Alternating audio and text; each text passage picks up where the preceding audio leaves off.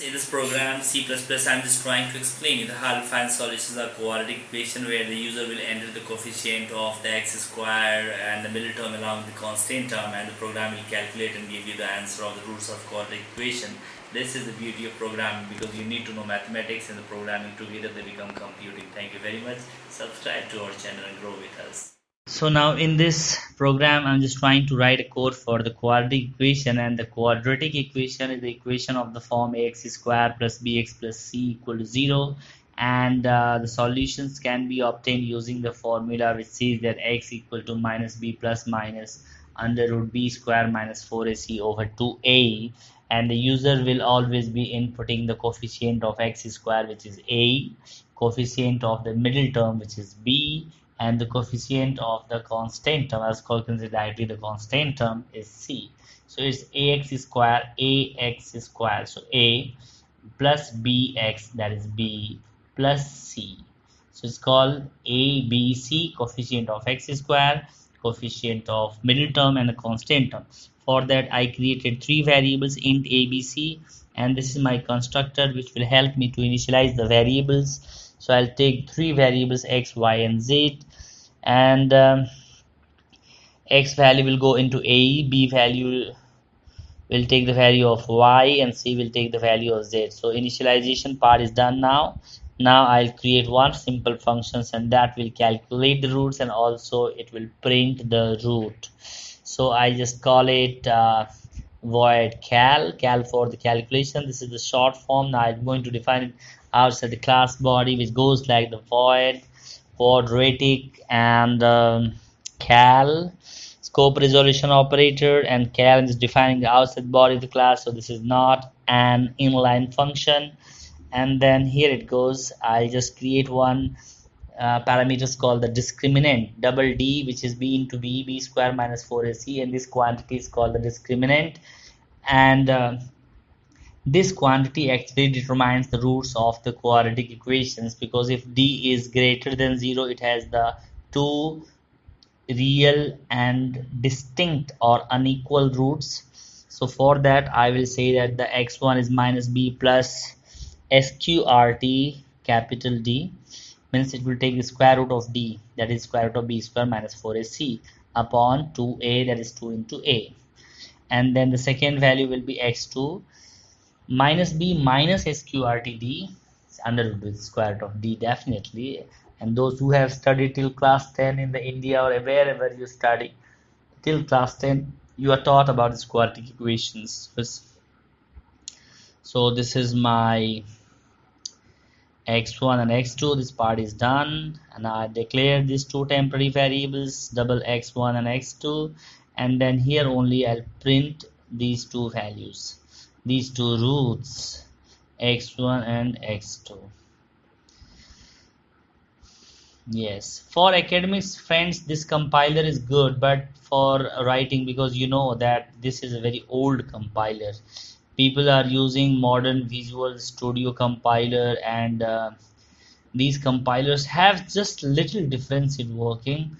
And here we have the problem that they do not give it free, and we have to, they give the 15 days or 30 days trial versions after that. So we are just going for these free versions available, because they are free definitely, and in our education institutions in India particularly these are used. So but the logic of the programming always remains same, you know all. So it is just like if you know how to ride a bicycle, so there should not be any problem in riding a high speed geared cycles. So it is just like that, but we are working on these primitive things. They are also good, but you need to be very smart to make them good, because softwares these days are sold and purchased. This is becoming a huge business. So the free and open softwares, open source softwares like the Python, they are becoming good.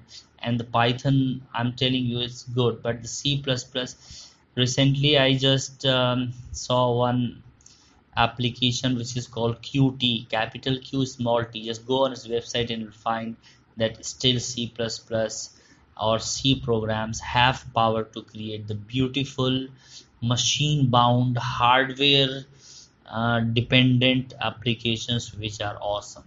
So now I have written, I have d equal to 0 part I have done, and the d less than 0 is imaginary roots, that also I have done.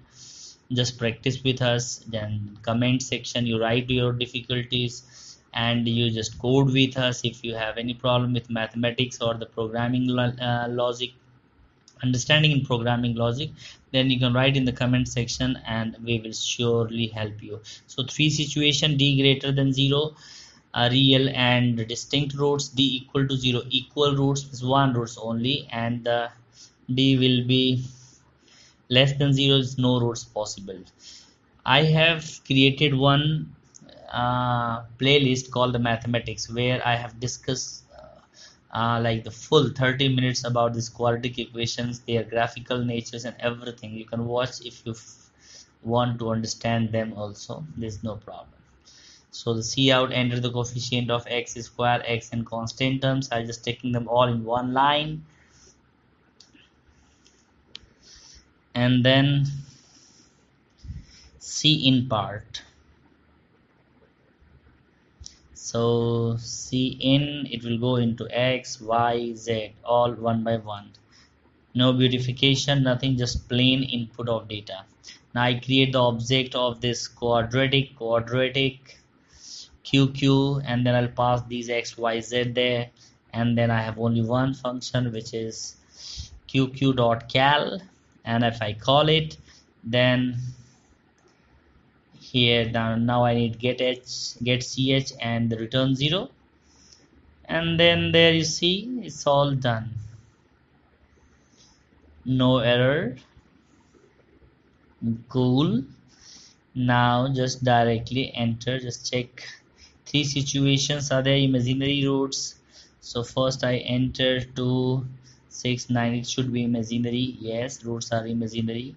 Then I try to enter something which can give me the real and distinct values, so run it again, and then there I enter something like 1 -6 and 9, so 3 and 3 equal roots. One more time it goes, and there I'll write something which I know I'm good in mathematics, so I can solve it orally also. So 1 -5 6 roots are 3 and 2. So now this is done, friends. Subscribe to our channel and be good.